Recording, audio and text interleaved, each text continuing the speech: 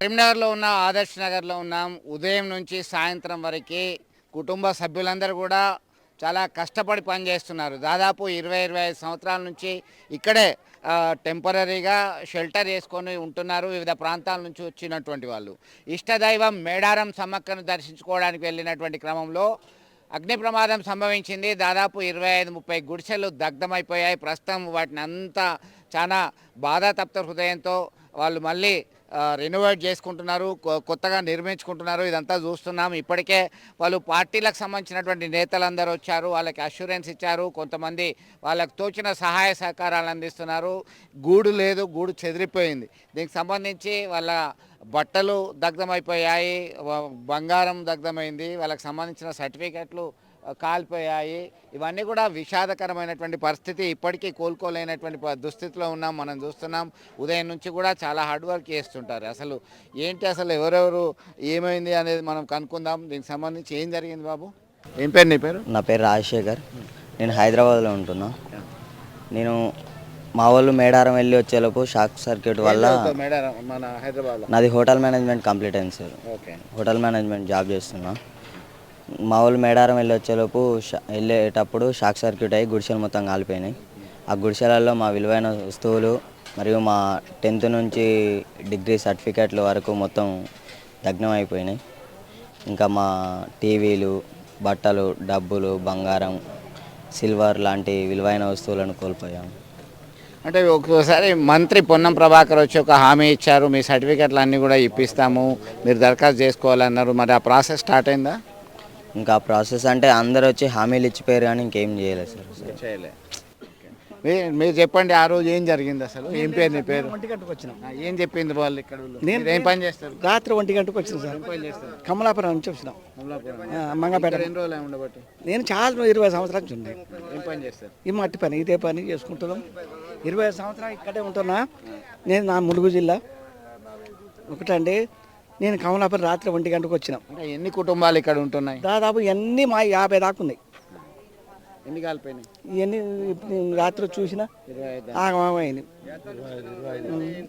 దాటిపోయినాయి. మీరు ఎప్పటి నుంచి ఉంటున్నారు? నీ పేరేంటి? ఏం పని చేస్తారు? ఏమూలు రాములు సారు. 30-35 సంవత్సరాల నుంచి ఇక్కడ ఉంటున్నాం. ఈ రామాలయం కాడే మా అత్తగారి ఇల్లు కూడా. ఏం జరిగింది అసలు? ఎట్లా పోయిందో మేము మేడారం పోయినాం సారు. మేడారం పోయినా ఎట్లా జరిగిందో ఏం కొత్త తెలియదు. మన ఎట్లా జరిగిందో ఏం కొత్త తెలియదు. ఒడ్డెర సంఘం నుంచి కూడా కొంతమంది స్పందించడం జరిగింది. జిల్లా అధ్యక్షుడు ఉన్నాడు. తిరుపతి చెప్పండి, ఏం జరిగింది అసలు? మీకు ఉన్నటువంటి నోటీస్ ఏంది? ఏం చేస్తున్నారు వీళ్ళకి? గత 5 రోజుల క్రితం మేము కులదైవంగా భావించే మేడారం సమ్మక్క సారలమ్మ జాతరకు మా వాళ్ళు అంతా ఇక్కడ స్వగ్రామం అయిన కరీంనగర్, భగత్ నగర్, మన ఆదర్శ్ నగర్ నుండి వాళ్ళు మేడారంకు పిల్ల పాపలతోటి అంతా జాతరకు వెళ్ళడం జరిగింది. వాళ్ళు వెళ్ళే క్రమంలో ఇక్కడ అగ్ని ప్రమాదం జరిగి వారి యొక్క గుడిసెలు అంటుబడినాయి. పెద్దగా ఆస్తి నష్టం జరిగింది. 2 వీలర్స్ కానీ, పిల్లల స్టడీ సర్టిఫికెట్లు కానీ, ఇంకా మిగతా టీవీలు కానీ, ఎలక్ట్రిషియన్ సామాన్ కానీ, మిషన్ భైరత సంబంధించిన మిషన్స్ కానీ, ఇంకా చాలా మా పనిముట్లు అనే వస్తువులు చాలా నష్టం జరిగింది ఈ యొక్క అగ్ని ప్రమాదం వలన. పిల్ల పాపలతోటి రెక్కాడితే డొక్కాడని జీవితాలు ఒడ్డెర కుటుంబాలు. పొద్దున లేవంగానే ఇక్కడ తట్టపుట్ట చదువుకొని వేరే గ్రామాలకు పోయి మట్టి పని కానీ, బండ పని కానీ చేసే జీవితాలు ఈ రోజున.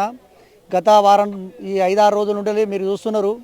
కరీంనగర్లో ఉన్న ప్రజలంతా కూడా వీరికి సహకరించాలని మేము కోరుకుంటున్నాం.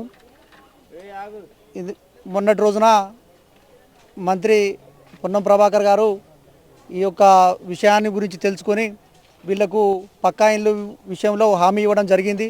కావున ఇక్కడున్న ఒడ్డెరలకు ప్రత్యేకంగా కొంత స్థలం ఏర్పాటు చేసి వీళ్లకు పక్కా ఇల్లు కట్టియాలని ఇవాళ ఒడ్డెర సంఘం తరఫున కరీంనగర్ జిల్లా అధ్యక్షులుగా దండి తిరుపతి అనే నేను ఈ రోజున ఈ మీడియా ద్వారా మొత్తం మీద పక్కా ఇల్లు కట్టిస్తేనే ఇది పరిష్కార మార్గం చూపినట్టు అని చెప్తున్నటువంటి పరిస్థితి. కొంతమంది మహిళలు కూడా ఉన్నారు, వాళ్ళకి ఇంకా తోచుకోలేనటువంటి పరిస్థితి. అమ్మాయి ఆనాడు ఏం జరిగింది ఏంటి అసలు చెప్పు ఒకసారి. మేము అన్నీ చదువుకొని మేడారం పోయినాం సారు. పోయినాక సగం లెక్క పోయినాక గుడిసెలు కాలిపోయినాయి అని తెలిసిపోయింది సార్. మాకు ఎట్ట కాలింది కూడా తెలియదు మాకైతే, కానీ గుడిసెలు అయితే కాలిపోయినాయి. కట్టుబట్టల మీదనే వచ్చినాం సార్ మేము. ఏడ తింటున్నారు, ఏడుంటున్నారు? ఇంకా రోజుకొకరు సార్లు వచ్చి మాకు అన్నం పెట్టుడు, బట్టలు పెట్టుడు, బొంతలు, చెద్దార్లు, బియ్యం బత్తాలు, గిన్నెలు చెమ్ములు కొద్దిగా సౌకర్యం చేస్తారు సారు. మొత్తం పోయినాయి సార్. కట్టుబట్టల మీదనే ఉన్నాం మేము, ఏమి లేవు. ఇక పిల్లల తలలో రోడ్డు మీదనే పంతాను. ఇంకా దోమలకి అన్నిటికీ ఇక ఇబ్బంది పడుతున్నాం సార్ మేము.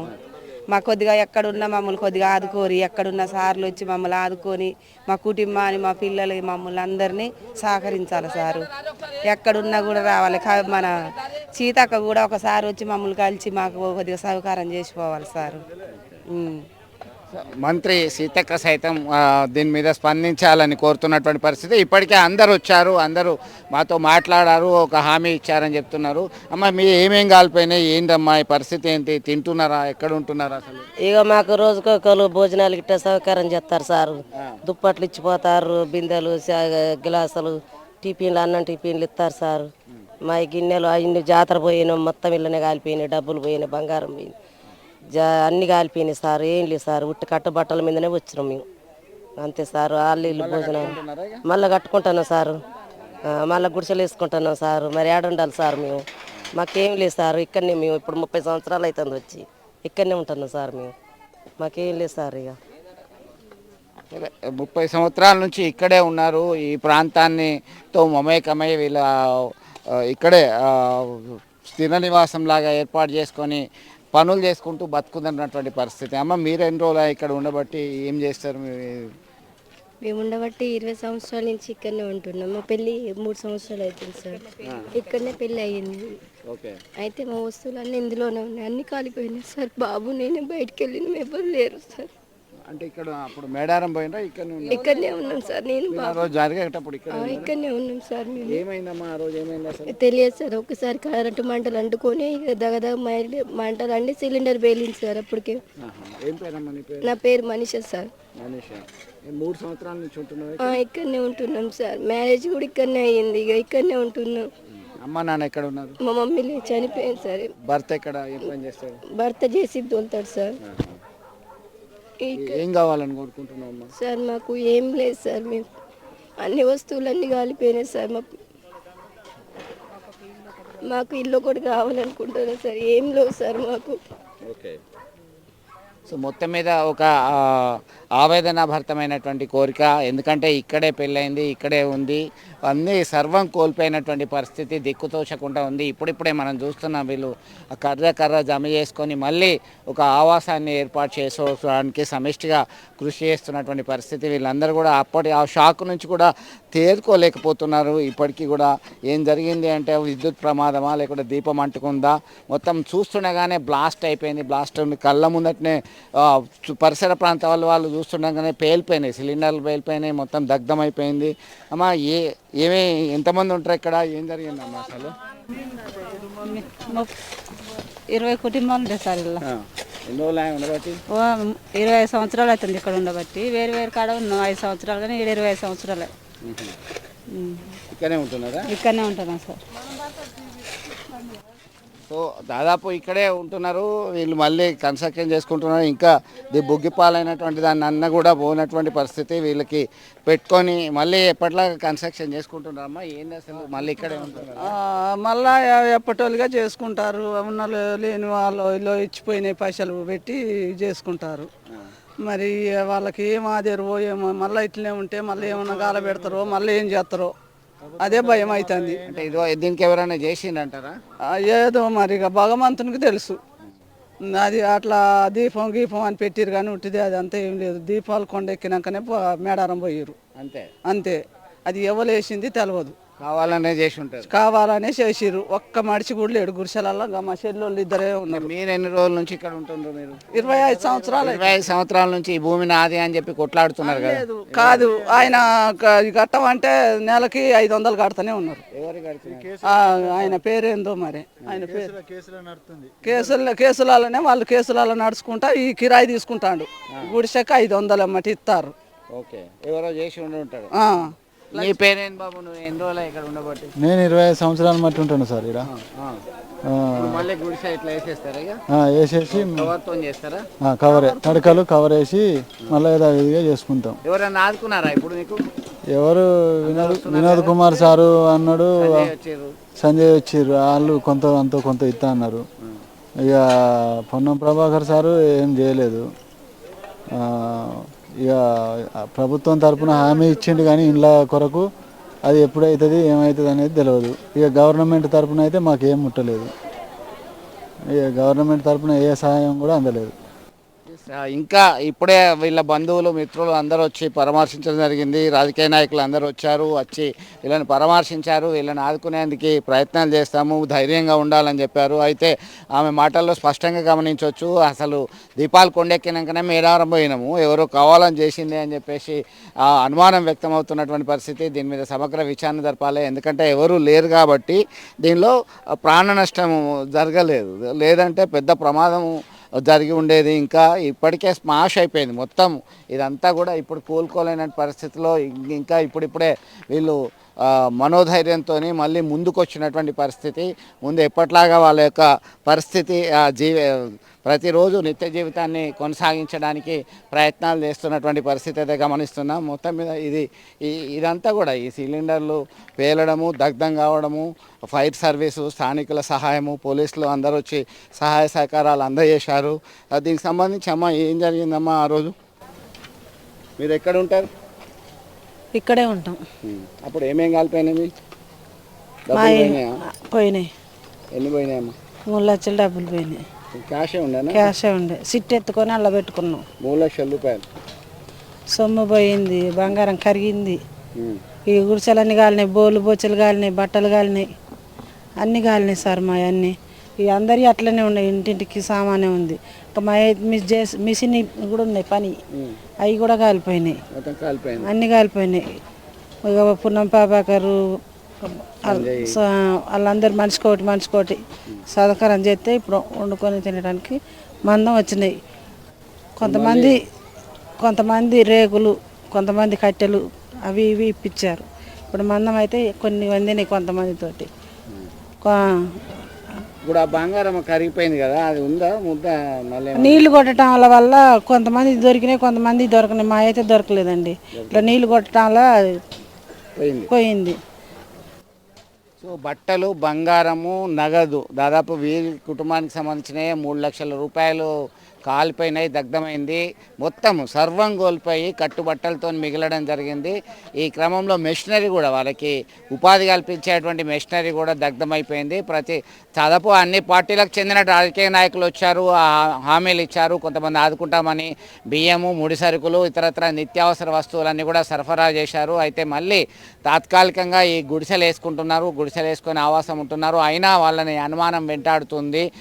మొన్న జరిగింది అగ్ని ప్రమాదమా లేదా కావాలని చేశారా, నిజ నిర్ధారణ జరగాలనేటువంటి అనుమానం అయితే వారి మాటల్లోనే వ్యక్తమవుతుంది. మొత్తం మీద ఎలాంటి ప్రమాదం జరగకుండా ఖచ్చితంగా మంచి జీవనం కొనసాగించాలని మనము కోరుకుందాం. ఆ సర్టిఫికెట్లు దగ్ధం కావడము, బంగారము, బట్టలు ఇవన్నీ కూడా కోల్పోవడము, దీంతో దిక్కుతోచని స్థితిలో ఉన్నటువంటి పరిస్థితి అయితే ఇక్కడ గమనించవచ్చు. ఆడపిల్ల పిల్ల చేసుకుందామని అనుకున్నాం. ఈ కరమైంది. మేడారం పోయేసరికి ఇట్లా అయిపోయింది. ఎంగేజ్మెంట్ అయిపోయింది, డబ్బులు కాలిపోయినాయి, పిల్లకి చెప్చిన బంగారం కాలిపోయింది, అన్ని కాలిపోయినాయి. బంగారం కూడా కాలిపోయింది. వివాహం జరుపుకుందాము, ఉన్నంతలో తన సంప్రదాయం ప్రకారము కుటుంబంలో పెళ్లి చేద్దాము ఆడబిడ్డకు అని చెప్పేసి అనుకున్నారు. దానికి సంబంధించి కొన్ని సర్టిఫికెట్స్, ల్యాప్టాప్, డబ్బులు ఏమేమి కాలిపోయినాయమ్మా? బంగారం, డబ్బులు, పిల్లకి తెచ్చిన ఇది ల్యాప్టాప్ పిల్లకాంది మొన్ననే కొన్నాడు ల్యాప్టాప్. ఆడబిడ్డ పెళ్లి చేసుకుందామని ఇక్కడే చేసుకుందామని బట్టలు కొన్నాం. ఎంగేజ్మెంట్ అయిపోయింది, సొమ్ము చేయించినాం. డబ్బులు ఇంట్లో ఉన్నాయి. మేడారం పోయి వచ్చినాక పెళ్లి పెట్టుకున్నాం కూడా. పెళ్లి ఇక్కడే చేద్దామని అనుకున్నాం. ఈ కర్మైంది సార్. సో ఉన్నంతలో కష్టపడి సంపాదించుకున్నటువంటి సొమ్ముతోనే పాలిటెక్నిక్ చదివి ఇంజనీరింగ్లోకి వచ్చాడు. ఇంజనీరింగ్కి వచ్చిన తర్వాత ఈయన ల్యాప్టాప్ తీసుకున్నాడు, చిన్న చిత్క పనులు చేస్తున్నారు. అలాగే ఇక్కడ వాళ్ళ బిడ్డ పెళ్ళి కుదిరింది. ఆ వివాహంకి సంబంధించి డబ్బులు సమకూర్చుకున్నారు. దానిలో బంగారము, బట్టలు అన్నీ ఒకటి తర్వాత ఒకటి తీసుకొస్తున్నటువంటి పరిస్థితి. దీనిలో ఒక్కసారిగా ఈ అగ్ని ప్రమాదం చోటు చేసుకొని మొత్తం బుగ్గిపాలు కావడంతో దిక్కుతోచని స్థితిలో ఉంది. ఏం పేరు మీ పేరు? ఎప్పటి నుంచి ఉన్నారు? ఏం జరిగింది అది? నేను ఇప్పటికి 27 సంవత్సరాలు సార్. నా పెళ్ళి అయ్యి 24 సంవత్సరాలు. నా పేరు ఎల్లయ్య సార్, వేముల ఎల్లయ్య. నేను 27 సంవత్సరాలు సార్ ఇక్కడికి వచ్చి. నా పెళ్లి కాకముందు 4 సంవత్సరాల ముందు వచ్చి, నా 2020లో మా పెళ్ళి అయింది. 2020 ఇప్పుడు 27 సంవత్సరాలు అవుతుంది సార్ ఇక్కడికి వచ్చి. ఈ కాలు కష్టం తెలుసుకొని పిల్లగాళ్ళని మా ఏం సంపాదించుకోకుండా పిల్లగాళ్ళని చదివించుకున్నాం. ఇప్పుడు మాకు ఒక్క రూపాయలు లేకుండా పిల్లలకి ఏమన్నా జాబులు గీబులు చదువుకునే సర్టిఫికెట్లు కాలిపోయినాయి, పిల్లగాళ్ళు ఈ ల్యాప్టాప్ కాలిపోయినాయి, బంగారం కాలిపోయింది. వచ్చే నెల 16వ తారీఖు పెళ్ళి ఉండే. పిల్లలకి సామాన్లు తెచ్చుకున్నా, అవి తెచ్చుకున్నా, బంగారం తెచ్చుకున్నా, బట్టలు తెచ్చుకున్నా, అట్లా బియ్యం తెచ్చిన మొత్తం కాలిపోయినాయండి. ఇప్పుడు మేడారం జాతర పోయి వచ్చే లోపల ఏం లేదు. పిల్ల 10th సర్టిఫికెట్ కూడా కాలిపోయింది, బాబీ కాలేజీ సర్టిఫికెట్లు కాలిపోయినాయి. మాకు ఏం లేదు సార్. నా ఎక్సెల్ బండి కూడా తోలుకున్న బండి కాలిపోయింది, పని చేసుకునే వస్తువులు అన్నీ కాలిపోయినాయి, మిషన్స్ అవన్నీ కాలిపోయినాయి సార్. ఇక ఇన్ని రోజుల కానీ మేము ఉండేది మేడారం జాతర అటు ఆ ఏరియాలో ఉండేటోళ్ళం సార్. ఇంతమటికి మాకు సీతక్క వస్తుంది అనుకున్నాం. సీతక్క కూడా గవర్నమెంట్ సీతక్క కూడా ఇంతమటికి రాలేదండి. మేము ఎన్నో వాటిలలో చెప్తున్నాం కానీ ఇంతమటికి కూడా మాకు ఆమె దారి తోలట్లేదు. ఆమెకి పాప సంపతికి పెళ్ళి, అమ్మాయిది పెళ్ళి, పాపది పెళ్ళి ఉన్నది. ఇక వచ్చే నెల 16వ తారీఖు ఉన్నది. అవన్నీ ఉన్నాయి, లేని అన్నీ కాలిపోయినాయండి. పట్టుబట్టలు అవన్నీ కాలిపోయినాయి. మాకు ఆర్థిక సాయం ఎవరన్నా అందించాలా. ఇక ప్రభుత్వం కూడా మాకు ఇంత మటుకు ఏమీ ఆశించలేదు. వాళ్ళొకరు వీళ్ళొకరు గారు ఒక రేకు ఆడొక రేకు వాళ్ళొక రేకులు ఇస్తే అడుకొచ్చి వేసుకుంటాను. మళ్ళీ తడిగలు కట్టుకుంటే మళ్ళీ ఎట్టన్న పరిస్థితి బాగుండదని, మళ్ళీ ఈ పరిస్థితి రావద్దని వాళ్ళొకరు వీళ్ళొకరు రేకులు ఇస్తే కట్టుకుంటాను. ప్రభుత్వం అడిగైతే ఇప్పటికైతే ఏం సాయం చేయలేదండి. బయట పండుకుందంటే చెత్త బయట వేసిన చెత్త కూడా తీసుకోపోవట్లేదండి ఎవరు. ఇక రోడ్డు మీద చెత్తలను తుప్పలను అట్నే పండుకుంటున్నాం అండి. మాకైతే ఏ ప్రభుత్వం ఆదుకోవాలని మేము కోరుకుంటాను. రైట్. మొత్తం మీద ఇక్కడ అన్నీ సజావుగా కొనసాగుతున్నాయి. అనుకున్నట్టుగా జరిగితే వివాహానికి ముహూర్తం ఖరారైంది అని చెప్తున్నటువంటి పరిస్థితి. అమ్మ, ఏంటి నీ పేరేంటి? ఎట్లా ఉంది? ఏం జరిగింది అక్కడ ఉన్నావా ఆ రోజు? ఆ రోజు నేను లేను. మా మేడారం ఏం జరిగిందన్న? మీ మేడారం పోయి మంది కాలిపోయినాయి. పెళ్లి సెటిల్ అయింది. పెళ్ళి ఏప్రిల్ 4 నాడు పెట్టుకున్నాం. అవన్నీ పోయినాయి. మా సామాన్లు పోయినాయి, మా మిషన్లు పోయినాయి, మా తమ్ముడు ల్యాప్టాప్ పోయినాయి, అన్నీ పోయినాయి. ఏం పేరమ్మా? నా పేరు రమ్య.